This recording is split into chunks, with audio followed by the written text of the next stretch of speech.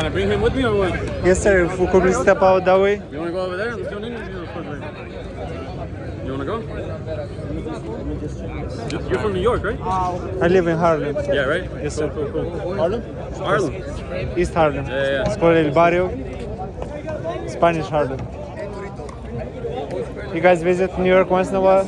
I went in earlier, like in March or so. I went for like 2 days. And then last time before that, I went for the Buddha 10, when in like 2022, when it was the Buddha final before they brought it back. That was the last time I came back. Well, I went to New York. It was cool. It was a good time.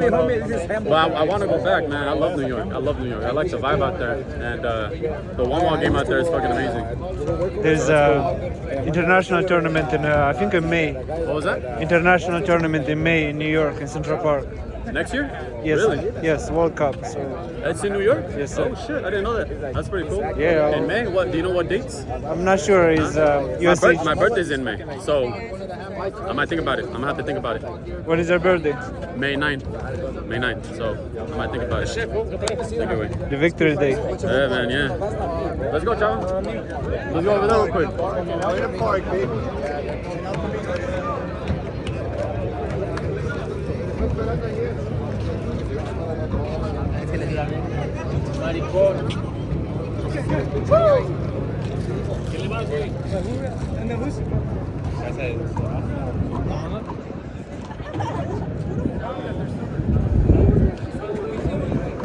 Gonna interview the champions.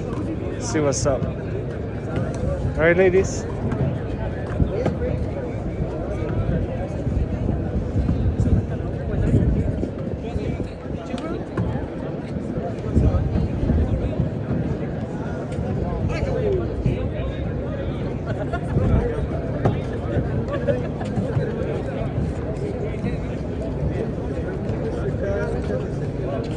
You wanna do it here or over here? Oh yeah, I wanna step out, please.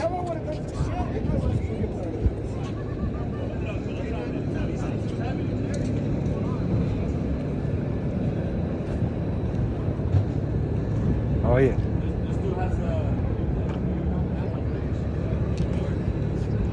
You been watching it? Yeah. I seen you interview a whole bunch of people, and I watch every now and then. What interviews you like? I think you interviewed Raul Fantuzzi? Yes, I don't know sir. how to pronounce it, but his interview is really cool. I like the way he speaks and all that. And I think you interviewed Timbo, a few other people, and so I catch up with it every now and then.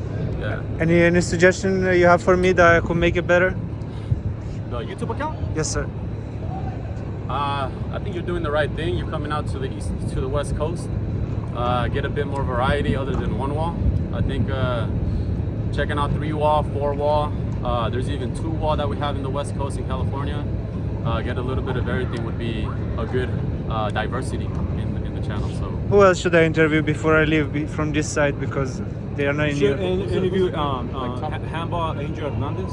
I interviewed him and his brother yesterday. Oh, you did? yeah, Oh, so good. they're probably, you already know, like the top dogs in organizing tournaments. Yeah. He's been organizing tournaments for literally 30 years. We just had the 30-year anniversary earlier this year. It's called the Old School Reunion, and it's the courts that they play. It's called Seawall.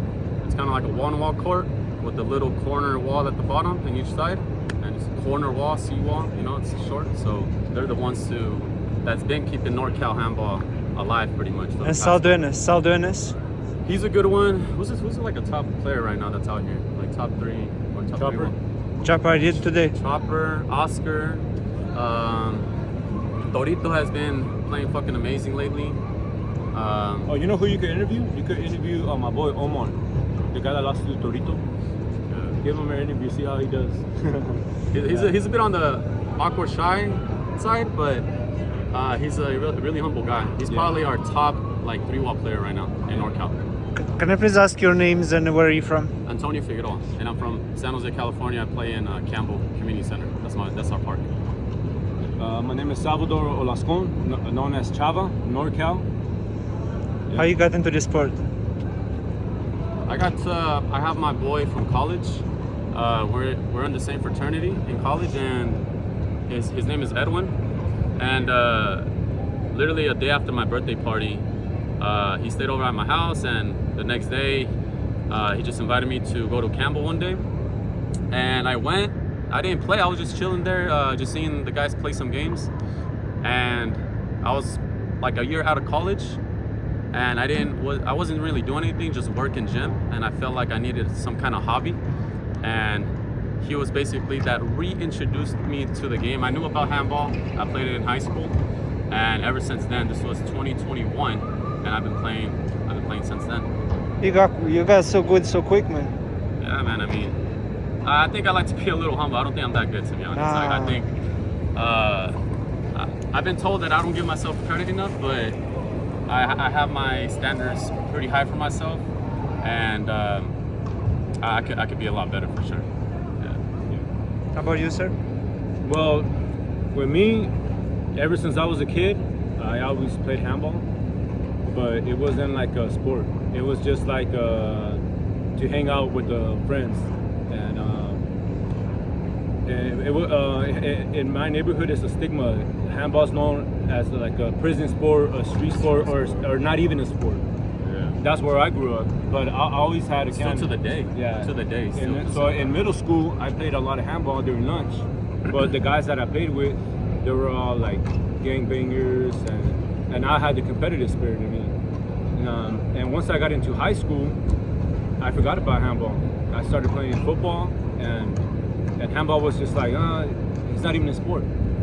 And I never played handball from 13 years old until I was 26, where I met some youngsters freshly out of high school, and they told me where to go, and I started meeting everybody from the handball community, and basically they embraced me, and that was like one of the biggest blessings for me, because handball's given me a lot. So now I'm trying to give back whatever I can to the sport myself. So I've been playing since I was 26, and I'm 39 now. Nice. It's old, man. I'm old too. You fight in singles? What was that? You play in singles against each other? I didn't. We have actually one time. Remember in the Bethesda? Yeah. I think it was like just one game to 15, but he ended up getting. He's definitely a better player than I am. When we play in any kind of tournament, for the most part, I know that he's a better player than 100%, and I know that he's a very dominant player, especially in 3-wall. And I know my job in our team is just basically backing him up. And you know, we bump heads a lot, but at the end of the day, we know how to keep it in the game. You know, outside the court, we're like best buds. You know, we're not playing, we just fuck around with each other. You know what I mean? Tell jokes, we talk shit to each other playfully and all that. But in the game, it's always game time. You know. But that was the only time that one singles game. I don't remember what was the score, but I think I don't know, 15-9 or something like that. It was a smaller tournament back home, and yeah, that was the only time. That was the only time we played against each other. But I team up with a lot of people, and I have like a strong character, so I call people out. If you team up with me, I expect you to hold up your game, and sometimes people are just like, hey, I can't team up with you. They can't handle me, the pressure that I put on them. And I'm not the type of partner where it's like, oh, it's okay, you missed. It's okay, next one. If he takes a shot that it was meant to be, and he misses, I get that part. But if he's doing dumb shots, it's frustrating, and that's where I start being hard on my teammate. And a lot of people choose not to team up with me, and this guy, he tells me, shut the fuck up, you know, get it back in the game, you know, like focus on your game, you know. And that's what I like. He don't walk out on me. That's what I appreciate. He matches my energy. He's the only player I played with in 1-wall in any tournament. Every single 1-wall doubles tournament has been with him that I've joined. I don't think I've any. Florida. Well, actually, except for Florida, I teamed up with another guy from Fresno. His name is Fern. That's probably the only time that we haven't teamed up. Yeah. But pretty much back home, any 1-wall tournament, that's us.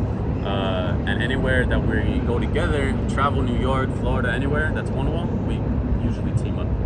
Like, I don't think that, well, I don't think, but I want us to be like a known team in 1-wall, at least in the West Coast, you know, and slowly make ourselves into East Coast. And I think we're slowly getting there, but we got a lot of work to do, for sure. Definitely. Yeah, we got a lot of work to do. I'm telling you, our standards are high for each other, and it's a good and bad thing. You know, it's bad because we get into each other's head, but it's good because we keep each other accountable, and we have a lot of high standards for each other. So yeah, I think it's a good thing.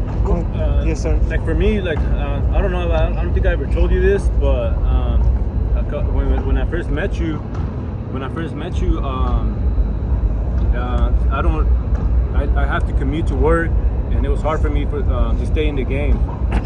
And when I met him, and it's like he plays the game, he's trying his hardest, and it was like an inspiration. Now I met these youngsters from Gilroy, our neighbor city, and I see them putting in work, and it's hard for me to give up on the game.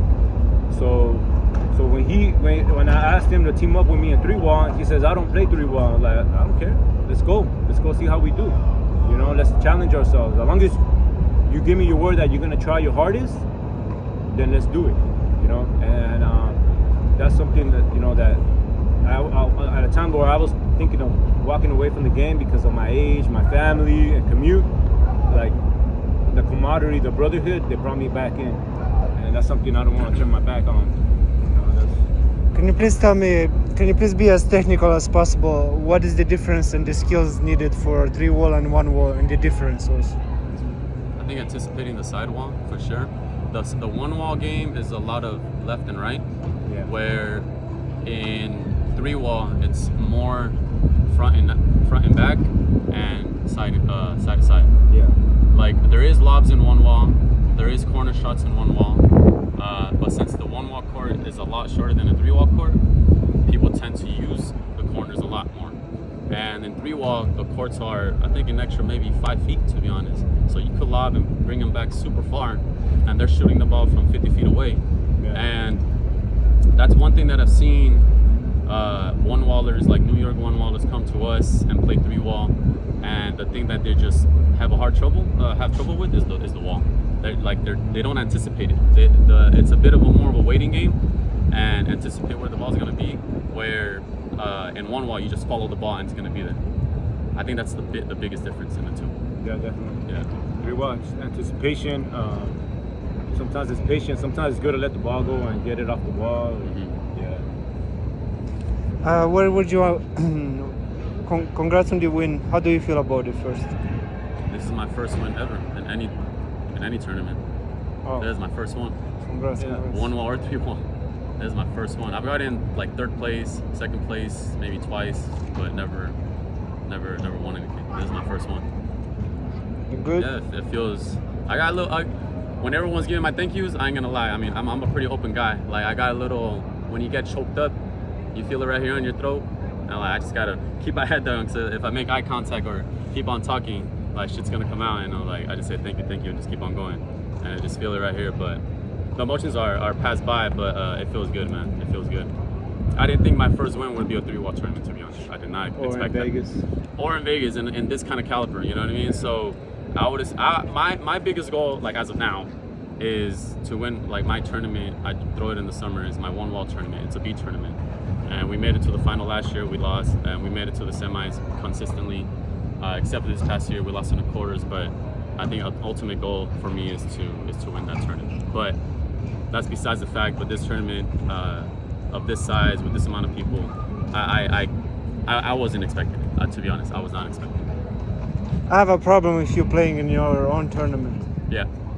So if I go travel all the way and I pay the entrance fee and I'm gonna get bit down by the guy that organized it, it's gonna feel kind of weird.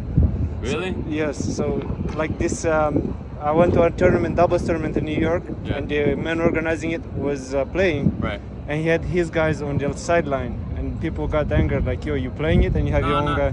Our dynamic over there is there's no biases whatsoever. We are, if you're gonna ref a line, even if you're my boy, there could be a call that he's not gonna make it for me. There's gonna be a lot of calls he's gonna make against me. But we keep it. I make sure that whoever's gonna ref the line or be a ref in the main game, that they're gonna be fair, no matter if we're friends or not. Because in the game, but it starts from like even doing the bracket, you know. Yeah. That the people are always gonna talk, and people are always gonna say negative things. Yeah. At the end of the day, we're competing and we're trying our hardest, and no matter who we play with. you know. And people gonna say, oh, you threw your own tournament, you rigged the bracket for yourself. There's always gonna be something to say. There's always gonna be something to say, and that's constant. to me, it's the more the merrier. You know, it's like the guy that's telling you could be from LA or an area that we're not from, or he can be from New York, because we have New Yorkers come and play in the tournament. They could be, you know. So at the end of the day, I mean, we just try our hardest, and we beating some of the top players. And that, for me, it's, even though we didn't win the tournament, it was an accomplishment to beat top players that we know in the, what was it, in the semis? Yeah, the first tournament that I threw was against Sal and Chava. Yeah, Chava Cordova in the semis. Yeah. No, in the third place round. Yeah, Third we place. were the underdogs, because there are no names, and It was for a us third to place beat game. them, it was like it was a good win. It was a close game. It was you like know? 21-19 or 21-18. Yeah, we beat them, and then we beat Torito and Omar 1-1. Like I said, we were down. We were the underdogs again, and we got through them. Yeah. You know, and so people could say whatever they say. We keep it as, you know. How do you feel about after the win? After this win, definitely like an emotional moment for me, because I love the game. I love the game. It's my passion, and it feels like an accomplishment. But even if it would have lost, I think it will still feel like a win. You know, sometimes some losses could be some victories. You know, some of your great losses could be good wins. But the crowd was all yours. The crowd was just all on your side. Yeah, the best were against us, but the crowd was with us. So I like, a lot of people are saying that we were gonna lose this game, and like, I believe in my game. I believe in my partner. I know he has what it takes.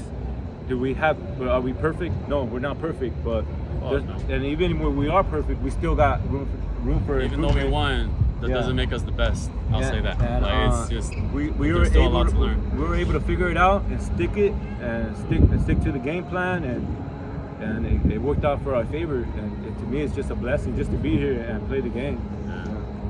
Where do you want the sport to go? The sport? Yes, sir. What do you see? What would you like to see? I think the biggest thing that's been going around for years is going to the Olympics. I think the closest thing that we've had was the Ireland tournament, the World's tournament. I don't know what it was called, but I think it was this year or sometime last year? Last year.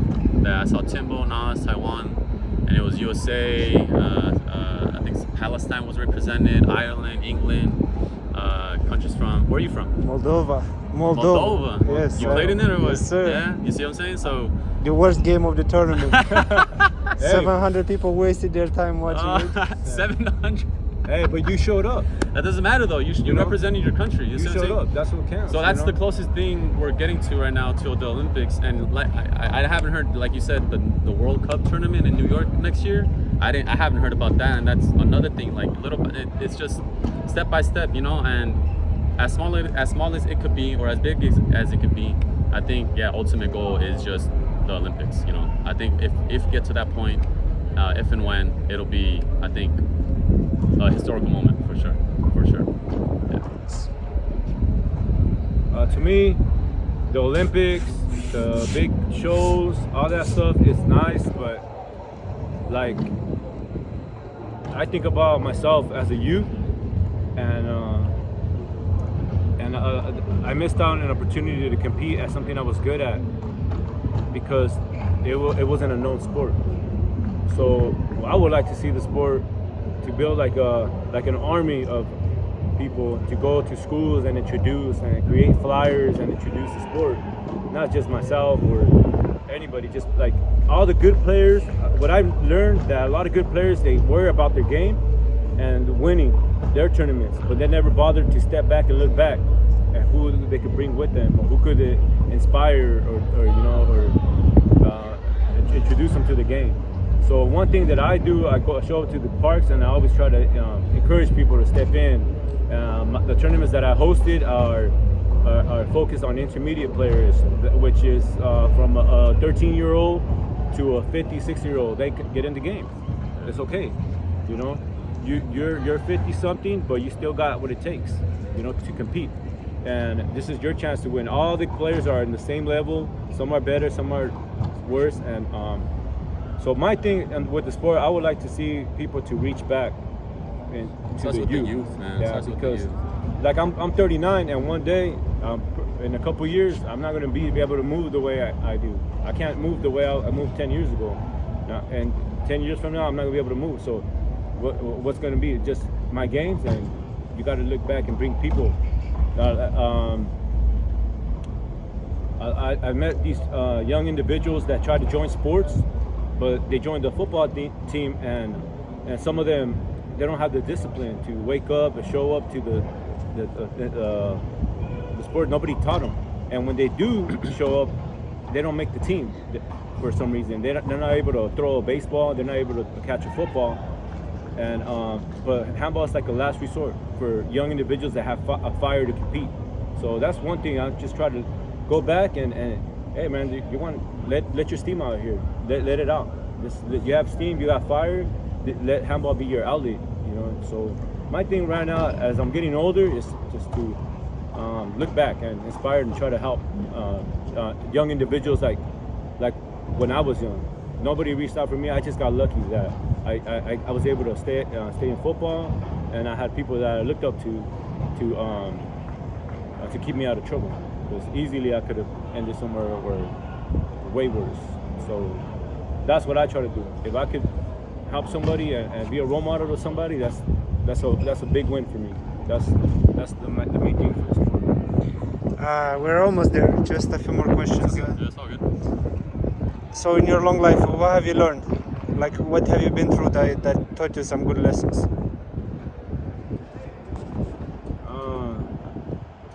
I've learned to lose. It's okay to lose. You know, And not even in handball. Yeah, I learned to lose, and even losing, it could be a winning lesson. And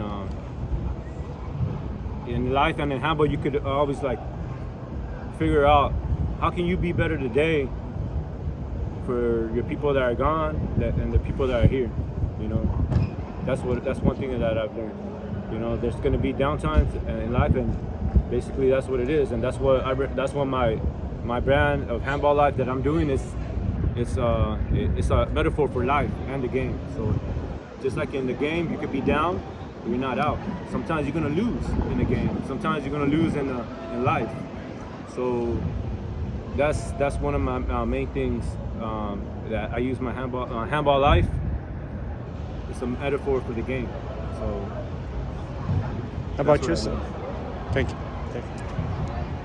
I think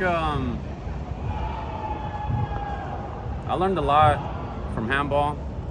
You know, in the beginning when I started playing and being around the community, there's a certain dynamic in the community that, you know, it gets heated, a lot of talking shit, and it's definitely something that it helps you grow mentally, for sure. Because like a weak-minded person, there's going to be people talking, there's going to be people saying stuff during the game or even outside the game, and you learn how to like just kind of blurt that out. You learn how to not worry about the small things, and not even that, it's just you start to not worry about the small things. You know what I mean? Because I don't like right now, if there's something that's bugging me, I question myself, like, is this something that's really gonna be affecting me this bad? And again, that's as easy as handball and as easy as it is in life. I was like, this is taking too much energy. Why am I worrying about, like, for example, in handball, why am I worrying about this one point or this one call that could be arguing for like 5-10 minutes? And like, I missed it, okay, I shouldn't be worrying about this one single shot the whole game. And the next one, and we keep it going. The same thing in life. You could worry about something small or something big, but the small things, it's just like, I learned how to just not worry about small things. You kind of brush it off, or you're trying to be a bit nonchalant, because like in reality, the older you get, you start to see things differently, and you start to see things that, again, I don't want to sound like a broken record, but it's just, you just don't worry about the small things. That's it. And that's one of the prime examples in handball. People talking shit. It is like it's mad annoying. It's mad annoying, but you're never gonna stop that, you know. And that's one thing that toughens you up for sure. The talk, the people shouting, saying dumb shit. They're going against you, even if they're going for you. Sometimes even when they're cheering for you, it's a distraction. All you want is just quietness, so you can just focus, and you learn how to just kind of like blank that out, you know. So I think that's the biggest thing that I've learned from it. Do you have any questions for me? For you, how long have you been doing the channel? 2020, December 2020. So it's Not that gonna long, so kind of recent then. Somewhere kind of recent. by 5 years. What made you start the channel? At first, I just wanted to store some beautiful views that I see in New York. Right. So just filming, just cityscapes, and then Okay. and then I got into handball, and then I wanted to do the interviews, Right. and slowly grew into something that I love very much. How'd you get into handball? It was the pandemic, and I Okay. live in Harlem, and people were hanging out outside. Yeah, So I was starting to hang out with them. They're like, "We're going to the park tomorrow." I'm like, "What you gonna do?" They're like, "We're gonna play handball." let me stop by. So I started going. So we kind of started at the same time then, almost. Yes, but I'm lagging. I mean, I've been watching infinite numbers of videos, but I'm still a lot to learn, as you said. Everyone has a lot to learn for sure. That's what's up, man. That's cool. Thank you, man. You have any questions? I don't have any questions, but I just want to say thank you for what you do and bringing awareness to the sport. That's all I really got to say about Yeah, that. appreciate it, man. Appreciate it. What you're doing it goes a long way. Yeah. Definitely. You know, people it can open somebody's eyes and probably start doing it also. You know. Yeah, so One more time, your names, please. Chava. Chava. Yeah. Yeah. Antonio Figueroa, known as Una Mano. So, Thank you, Antonio. What's your name? what was your name again, brother? It's Georgie. People call me Georgie here. Georgie. Yes, Appreciate sir. it, brother. Appreciate Thank you it. so much, man. Thank you, man. Thank you for your time. Take care, man. Thank you. Good luck in the future. Thank you.